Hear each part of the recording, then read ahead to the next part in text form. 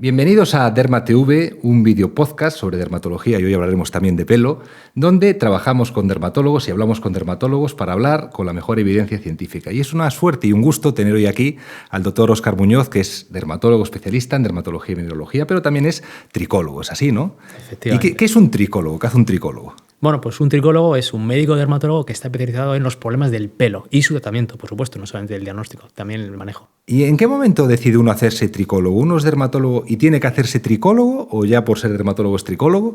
Hombre, es realmente una subespecialización de la dermatología, porque verdad que requiere unos conocimientos un poco concretos del campo, pero es algo que vas conociendo con el paso de los años, digamos.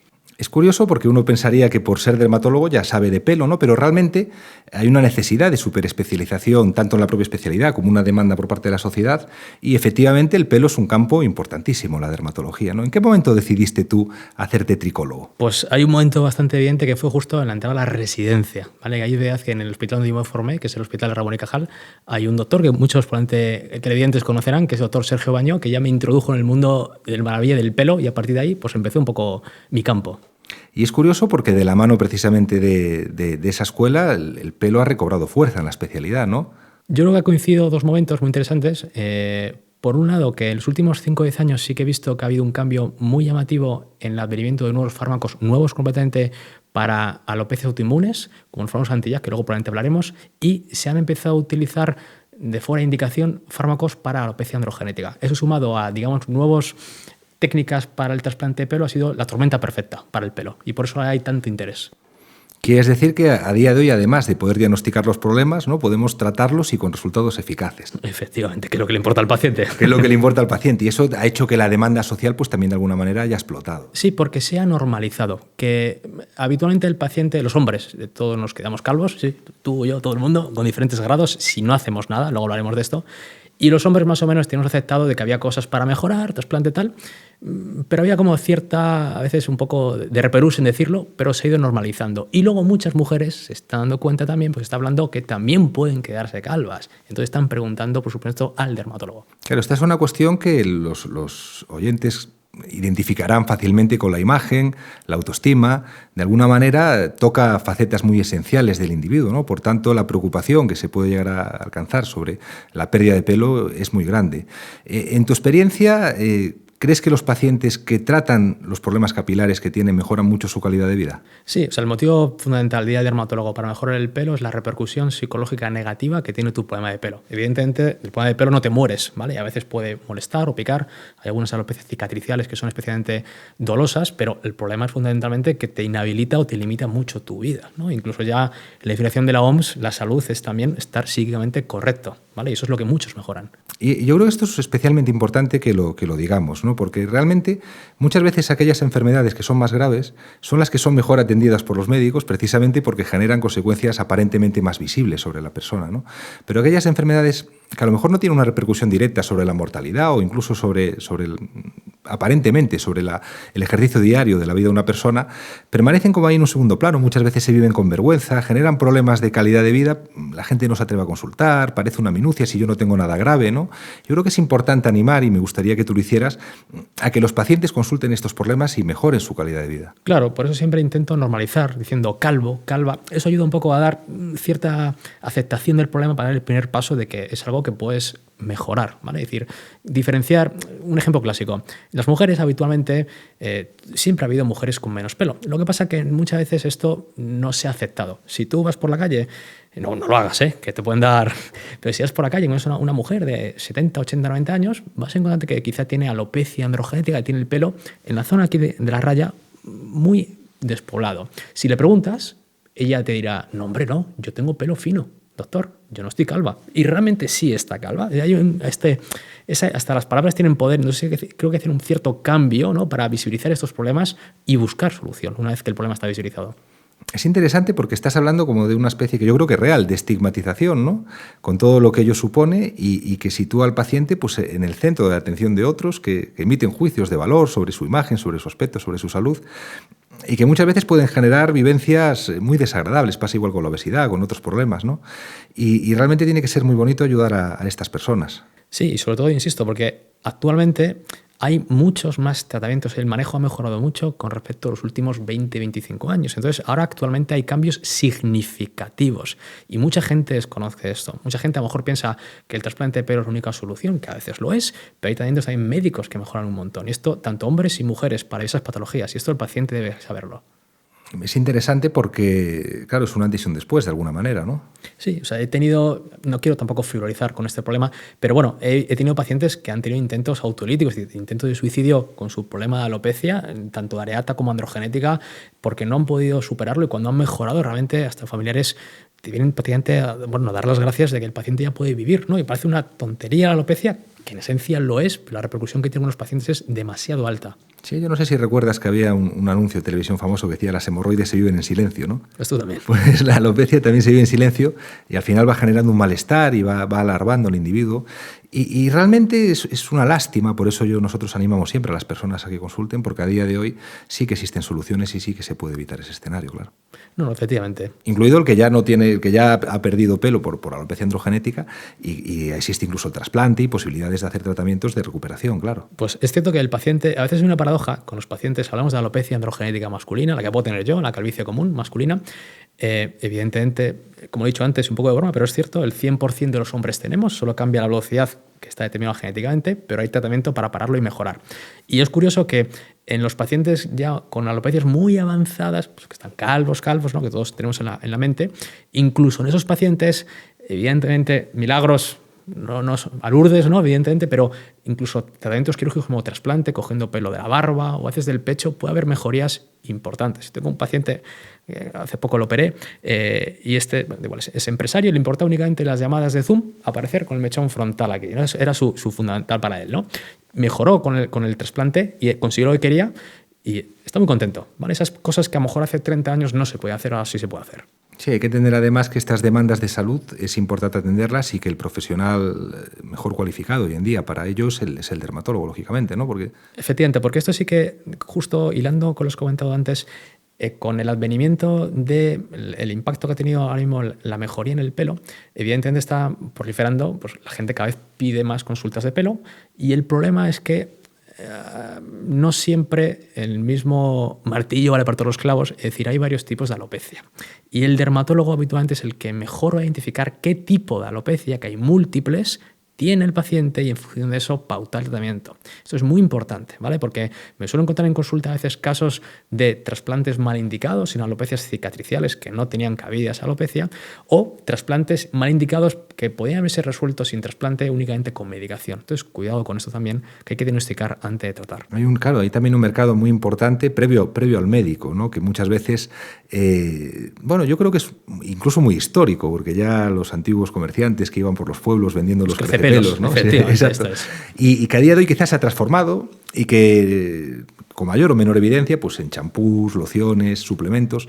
¿Qué parte de esto crees que realmente es útil, no es útil, funciona, no funciona? Es que el mundo del pelo es muy interesante y hay un aforismo, conocerás, ¿no? De fútbol y de medicina todo el mundo opina, ¿no? Y esto, evidentemente. Entonces, sí que es cierto que ha habido siempre muchísimos mitos en relación al pelo. Hay un montón, desde el lavado de pelo, que lavarse mucho es malo, es al revés en general. Y luego también el mundo del que se alimenta el pelo. Desafortunadamente, la alopecia androgenética, como su nombre indica, está muy influenciada genéticamente. Y esto en el contexto actual, en el que predomina mucho el culto al cuerpo, el fitness, ¿no? Vitaminas, etc., casa mal, porque hay desafortunadamente muy poco que puede hacer el paciente a nivel de influencia ambiental, ¿no? Es decir, por ejemplo, comer mejor. De hecho, se ha demostrado que lo único que puede ayudar un poquito es comer 2 veces a la semana vegetales, una dieta mediterránea un poquito antiinflamatoria, pero no fumar. Pero salvando cosas como esas, no hay alguna receta mágica que el paciente pueda hacer que no sea fármacos o cirugía para mejorar. Y esto casa muy mal con la actitud actualmente de los pacientes, que es muy loable, de mejorar su salud de forma holística, ¿no? Entonces, esto a veces muchos pacientes están confundidos, desafortunadamente. Sí, esa especie extraña de repulsión al fármaco en un mundo en el que vivimos lo que vivimos, somos lo que somos y hacemos lo que hacemos gracias a los químicos y lo artificial, ¿no? Prácticamente nada. Por fortuna o por desgracia, efectivamente. Por fortuna o por desgracia, exacto. Y quizá a lo mejor es la barrera última por la cual no se consulta al especialista, ¿no? Porque uno asume que me va a medicar y hay también como un estigma negativo hacia la medicación cuando realmente habría que valorarlo como una solución. Sí, o un tratamiento, pero también creo que en parte los profesionales tenemos la culpa, discúlpame, porque a veces se ha transmitido, sobre todo hace años, algunos fármacos para tratar la alopecia androgenética, por ejemplo, que es la finasterida, sobre todo con los problemas a nivel de la esfera sexual, que ahora sí que hablamos de esto, como algo muy frecuente o muy impactante, cuando la realidad es que no es tanto así. Entonces hay un estigma, como con otros fármacos, como por la isotretinoína, que tú manejas muy bien y conoces muy bien, que ya casi está dentro del colectivo mental y es muy complicado ya sacar eso de ahí, ¿vale? Entonces sí que es cierto que, sobre todo, yo creo que los médicos tenemos que no negar posibles efectos adversos, tampoco demonizarlos, ponerlos en el contexto adecuado y contarlo de forma correcta. Entonces sí que es cierto que cualquier fármaco puede producir efectos adversos, pero afortunadamente los fármacos como la finasterida o el uso fuera de indicación de la utasterida, que es actualmente el fármaco más potente para tratar el problema de pelo en hombres, la frecuencia de efectos adversos es tan reducida en pacientes bien seleccionados que a veces me da pena cuando hay pacientes que lo rechazan, incluso si un médico no lo ha explicado cómo sería para su problema. Sí, es curioso porque es un sentimiento que está ahí, es casi el efecto Pigmalión. No basta que lo esperes para que te suceda cuando muchas veces no tiene nada que ver. Y al final, los fármacos hay que valorarlos, creo yo, como un riesgo-beneficio. Imagínate, yo siempre le pongo el mismo ejemplo a los pacientes. Imagínate que vas a comprar un coche y el coche viene con un prospecto de todo lo que te puede pasar con el coche, ¿no? Pues claro, lógicamente ahí van a aparecer reflejadas cosas muy desagradables que son muy infrecuentes y por eso todos conducimos, ¿no? Y yo creo que con esa visión los tratamientos, y desde mi punto de vista, capilares son extraordinariamente seguros. Son muy seguros. Es decir, efectos sobre la salud del paciente, me refiero a nivel de hígado, riñón, etcétera, son extraordinariamente raros, por no decir que realmente casi nunca he visto en últimos 7-8 años, que me he ido dedicando únicamente al pelo. Y es cierto que es un poquito más frecuente en función de la edad, empezando 2% hasta un 5-10% a partir de 60 años, más a nivel de lo que es la libido, la pérdida de ganas, ¿vale? Que se suele solucionar fácilmente con un ajuste de dosis. Al paciente le digo que cualquier problema me escriba. Hago también una coletilla al paciente, esto te gustará, que muchas veces al paciente le gusta también entender que su médico, que soy yo, le digo, mira, yo también tomo esta medicación, eso les calma bastante. Si el médico lo toma, no puede ser tan malo, ¿no? No quiero con esto frivolizar el problema, pero también creo que los médicos tenemos que hacernos un poco más humanos, ¿no? También tenemos problemas, podemos tener otros problemas de salud que también requieren tratamiento que tenemos que tomar nosotros. No, lógicamente, y es claro, uno tiene que creer lo que hace hasta el punto de que se lo haría a sí mismo. Si no lo haría, si no creo lo que hago, efectivamente. Claro, sería totalmente absurdo. Bien, claro, tú comentabas antes el tema de los mitos. ¿Cuáles serían para ti? Te voy a poner los 3 mitos mayores que hay sobre el tema del pelo. Pues a ver, número 1, 100%, el lavado de pelo. El lavado de pelo, esto hay ríos de tinta escrito al respecto. O sea, el lavado de pelo es importante. Mucha gente piensa que lavárselo mucho, no sé por qué, está en el colectivo mental de que si te lavas mucho se cae más el pelo. No. O sea, si te lavas mucho, retiras el pelo que se ha desprendido que está aquí, ¿vale? Pero lo estás retirando, ya se ha caído. Y el problema de no retirar ese pelo va a favorecer que haya un poquito más, por el sebo, más sobrecrecimiento de algunos hongos como la secia, va a empeorar la dermatitis, la caspa inflamatoria, y esa caspa inflamatoria va a producir más caída. Entonces a veces el paciente entra en un ciclo vicioso que no se lava y somos unos mamíferos un poco particulares que nuestro ciclo de pelo se llama asíncrono, es decir, que no se está cayendo al mismo tiempo todo. Por ejemplo, quien tenga animales en casa, pues ahora, por ejemplo, con perros o con gatos, pues que en algunos momentos del año hay mudas brutales del pelo, ¿vale? En los humanos no. En los humanos tenemos mudas diarias. Cada día se nos cae como 100 o 200 pelos del cuero cabelludo.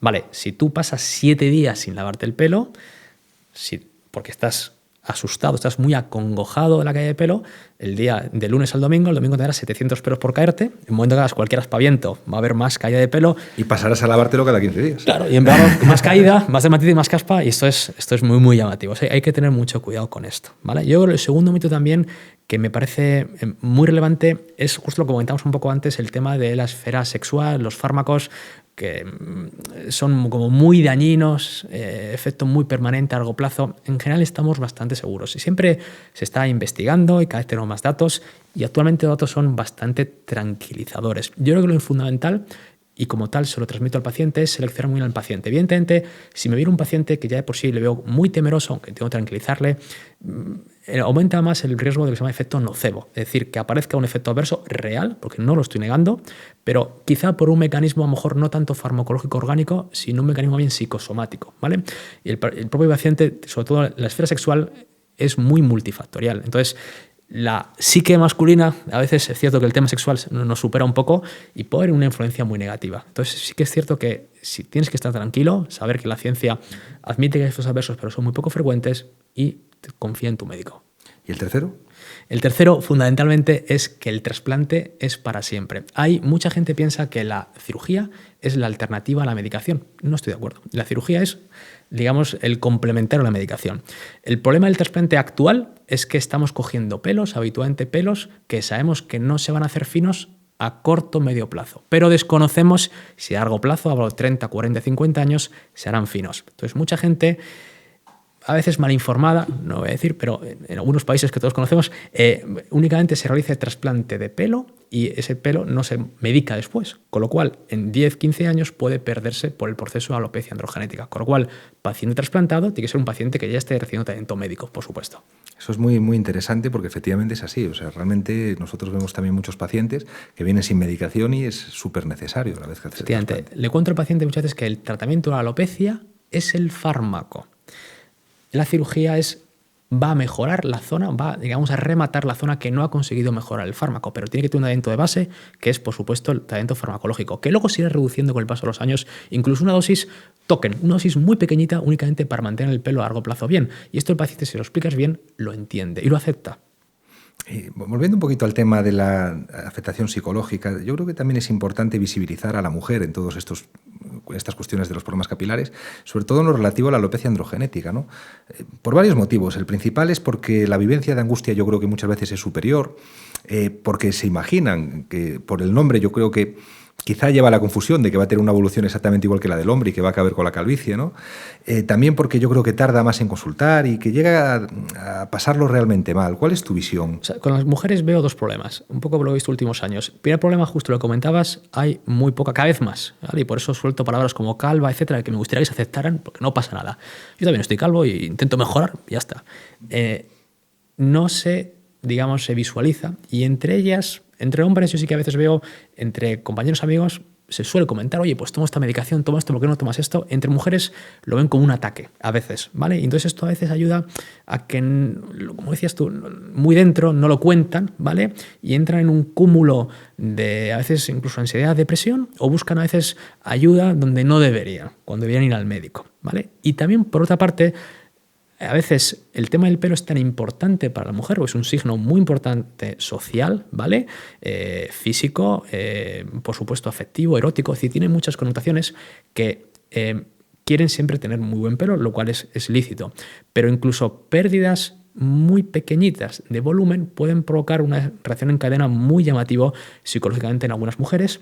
Y esto, a veces mujeres que tienen un problema muy importante de alopecia androgenética, cuando ven otras mujeres a lo mejor con muy buen pelo, con una pequeña pérdida, quejarse, lo ven, lo ocultan mucho, ¿no? Entonces a veces veo que hay un poco de enfrentamiento incluso entre ellas, y esto me preocupa. Por eso me gustaría más que se visualizara todo. Sí, hay una sensación, y yo creo que es importante que hablemos, porque el pelo tiene una función que puede parecer estética, pero hasta hace no mucho era un marcador muy importante de salud, ¿no? Es decir, una persona que tenía problemas capilares era posible o probable que tuviera una enfermedad incluso grave, que no estuviera bien de salud, que no estuviera bien nutrida, y muchas veces eso podía llevar al aislamiento, podía llevar pues, a un comportamiento social hacia esa persona, incluso deleterio, ¿no? Por eso es toda esta cuestión más ontológica del comportamental está perfectamente explicada. Y hasta filosófica, porque si buscas un poco, o sea, es decir, realmente la calvicie no se acepta como algo bueno, ¿vale? Aunque sea algo natural, en parte, bueno, ahora hablaremos de esto, ¿no? Si la descripción es, o sea, si tú vas a una iglesia, ¿cómo aparece Jesucristo? Con pelazo, ¿no? Y si ves alguna descripción del demonio, calvo, por supuesto, ¿vale? Incluso recientemente en películas, por supuesto, sobre todo las que he vivido mejor yo más, años 80 y 90, los malos de las películas, ¿cómo eran? Por supuesto calvos, ¿no? Efectivamente, ¿no? Y el bueno de la película, con pelo. De hecho, calvos en general en los hombres, vamos a hablar de las mujeres, pero hablando un poquito de los hombres también, porque tiene su historia, ¿vale? Porque la presión social es muy curiosa. La presión social, le da igual si es hombre o mujer, va a ir a por ti, ¿vale? Literalmente. En los hombres la presión social es, si tú eres hombre y te estás quedando calvo, no puede ser. Entonces, la sociedad te ofrece las siguientes opciones. Primero, te ofrece raparte, pero a cambio de ponerte musculoso. Claro, si te rapas y te pones musculoso, no se puede. No, te ríes, pero esto es así. O te ofrece la otra salida. Te dice, tienes que trasplantarte. Pero no te he dejado ninguna otra opción, ¿no? Entonces, eso tampoco me gusta. Tienes que poder elegir. Sí, claro, es importante porque al final te condiciona. Y esto puede parecer una tontería, y para el que no tiene el problema, ¿no? puede ser incluso un ejercicio de difícil empatía, pero realmente llega a afectar mucho y los que estamos ahí lo vemos. Tú, por ejemplo, habrás observado en mujeres comportamientos de verificación sobre otras personas, sobre sí mismas, ¿no? Miedos.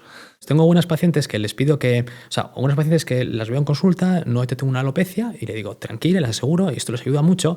Y a algunas les pido que incluso me manden un correo a los 4 o 5 meses y mi única función es decirle, me mandan una foto, le digo, estás bien, tranquila. Y ellas mismas ya con esto les ayuda mucho. A ellas asumen, esto también ocurre en hombres, ¿vale? O sea, no es únicamente en mujeres, pero es cierto que algunas mujeres muy autoexigentes con su imagen tienen una visión sesgada, una dismorfofobia evidentemente con el problema y esto puede ser problemático. Y a veces necesitan una voz verificada, científica, médica, que les diga, mira, te he analizado y está todo bien, tranquila. Y ya con eso desconectan del problema. Entonces, es cierto que la alopecia puede ser algo frívolo, pero para algunas personas les cambia la vida. Sí, no, eso para mí es muy claro y para mí sería un mensaje nuclear, ¿no? De si alguien nos escucha, tanto sea hombre como mujer, ¿no? Hablamos de mujeres porque quizá viven con mayor intensidad y está socialmente menos extendido, a lo pero mejor. Fíjate, ¿no? que en hombres, mi tendencia, o sea, comentario a lo mejor suena un poco mal. En mi consulta al día lloran 2 o 3 personas de media, ¿vale? Entonces, es cierto que llora un poquito más frecuentemente por cómo se expresan con el medio mujeres a partir de 30, 60 años, pero cuidado, cada vez más chicos jóvenes, ¿vale? Entre 20 a 25 años, incluso un poquito antes, también quizá con un efecto un poco negativo de redes sociales, cuando ven que tienen un poquito de entradas ya, algo les hace en la cabeza, plum, ¿vale? Y ya entran en ese camino a veces muy a la oscuridad, que a veces le trae la madre de la oreja diciéndome, doctor, haga algo, quiero que mejore. Cuidado también, ¿vale? Cuidado con los chicos jóvenes, no es únicamente el tema de las mujeres. Y claro, un mensaje también para los padres, ¿no? De que cuando el hijo, en este caso normalmente la adolescencia, adulto joven, que está todavía bajo esa tutoría, ¿no?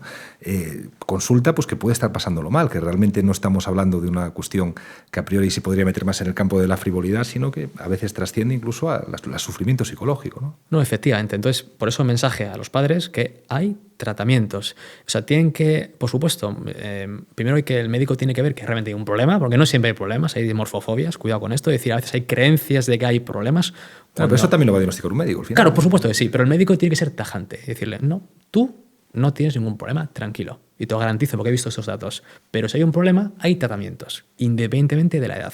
Y supongo que ahora porque precisamente además estás aquí, ha sido una suerte tenerte porque estás muy ocupado con tu nuevo proyecto, tu nueva clínica, ¿no? Supongo que ahora que estás ahí bajo toda esa responsabilidad ya de que los pacientes van a ti con estas preocupaciones y con esta problemática, pues te sentirás mucho más responsable, ¿no? El hecho de que seas tú el garante un poco de esa parte de su autoestima, de su seguridad, ¿no? Efectivamente. Y a veces los pacientes, pero esto se lo digo en la consulta, intento quitarle la responsabilidad, pero fíjate, eso la responsabilidad la acepto, se lo digo al paciente, le digo, mira, ahora tú tranquilo, ahora el problema es mío, me ocupo de ti, ¿vale? Ellos también eso lo ven como un alivio, ¿vale? Decirle, mira, voy a ponerte lo que me parece mejor para ti, el manejo que hacemos es global, vemos si requiere cirugía o no, o un tratamiento médico, pero ya despreocúpate, voy a hacer lo que mejor puede hacer la ciencia por ti. En el siglo XXI el paciente esto le gusta mucho, ya está tranquilo. Sobre todo muchos pacientes no quieren tener la culpabilidad de no haberlo hecho en el momento adecuado, ¿vale? Entonces, de nuevo, aunque con tranquilidad, paciente con problema de pelo, por favor, pregunta a tu médico, a tu dermatólogo, ¿te puedo ayudar? Claro. Y ya para ir acabando, hemos hablado un poco de ti, es una pena, ¿no? Para que la gente te conozca un poco más, ¿cómo es tu día a día? ¿Cómo es el día a día de un tricólogo? Bueno, en este caso, tricólogo emprendedor como tú eres, ¿no? Dermatólogo, tricólogo, padre, que eso es lo que más me quita el tiempo, yo creo. ¿Cómo haces? ¿Te vas a la consulta? ¿Investigas? Cuéntanos un poquito. Esto es, bueno, mi vida asistencial, mi vida está diferente en varios compartimentos, ¿no? Como será la tuya, ¿no? Tengo mi vida asistencial que se divide 50% días de trasplante y 50% días de consulta, ¿no? También haces trasplante también a día de hoy. Efectivamente. Es un tratamiento que ofreces, ¿no? Claro, esto es. Por eso muchas veces al paciente le digo que cuando le enfoco, lo manejo de manera global y si yo consigo que el trasplante es adecuado, se lo digo, y si digo que en ese momento no es adecuado, también se lo digo y le digo que mi función es mejorar el pelo. Ya veremos la manera, ¿no? No tengo una predilección especial. Entonces la asistencia es mitad trasplante, mitad consulta y hay un día, como tendrás tú, de gestión o de investigación o de ya más de temas de empresario y buscando huecos entre medias para actuar de padre. Es un poco lo que hacemos todos. Y en este nuevo proyecto tuyo, la mayor dificultad pues, que te has topado, ¿cuál crees que ha sido? Pues fíjate, no he tenido muchas dificultades, afortunadamente. Quiero tocar madera, no quiero decirlo muy alto. Afortunadamente todo va bien, pacientes responden un poco a los comentarios que les hago con la medicación, son pacientes satisfechos, con lo cual prefiero que siga todo así, no voy a decir ningún comentario para no agafarlo. Sí, es interesante porque realmente yo creo que hacen falta más clínicas especializadas en tricología, ¿no? Es algo que llegará con dermatólogos al frente, que realmente hagan un abordaje súper especializado del problema. El abordaje debe ser, y también creo que en parte, y no quiero pecar de orgulloso, pero quiero decirlo, es el abordaje correcto, es el abordaje científico. El paciente busca ciencia, no busca humo. El paciente, a poco que ya ve un poco humo, va a huir de quien le haya ofrecido ese humo. El paciente lo sabe, los pacientes no son tontos. Actualmente tienen información, como en este podcast, es decir, tienen información en las redes sociales que puede buscarlo o en internet y va a detectar rápidamente si el que le está tratando va a hacer un abordaje global, científico, respaldado con datos realmente. Entonces es lo más importante, yo creo que es la clave del éxito de cualquier médico o cualquier dermatólogo. Pues ha sido un placer, el doctor Óscar Muñoz, que es un referente para nosotros, para los compañeros en tricología, también es un referente en redes sociales y que ya podéis encontrar ya en su nueva clínica Capilderm, en Madrid, ¿no? Ofreciendo servicio para todos aquellos que se animen a consultar. Y ha sido un placer estar aquí compartiendo este espacio de video podcast y recordamos lo que ya acabamos de decir, siempre con la mayor evidencia científica desde los dermatólogos para los pacientes y para la población general.